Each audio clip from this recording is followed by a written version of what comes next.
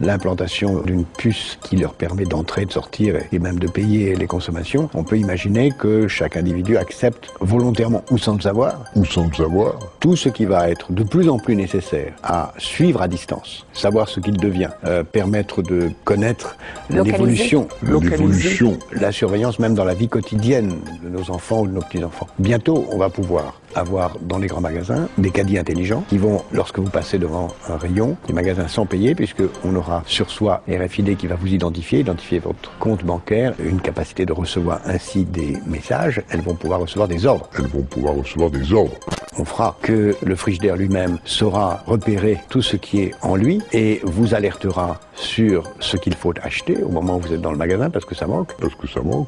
Tout ce qu'on peut imaginer, c'est tout ce qui permettra, soit de façon positive, soit de façon inquiétante, de surveiller les gens, suivre leurs enfants, identifier les nourrissons et savoir où ils sont en permanence. Implantés dans le corps. Avant de parler de l'implantation de l'organisme vivant, il faut regarder quelque chose qui sera parallèle à l'RFID, même si l'un et l'autre vont se mêler de façon assez particulière. Tout ça donne une traçabilité sur les objets absolument gigantesque, encore à venir. Sur les personnes aussi, on peut imaginer une traçabilité encore plus grande. Une puce en lui qui contiendrait toute une série d'informations sur lui, faire en sorte qu'on sache en permanence où se trouvent ces objets. Donc toute la domotique va être révolutionnée par la RFID et son évolution vers l'Internet des objets. Et s'il y a Internet des objets, c'est-à-dire que ça a déjà commencé.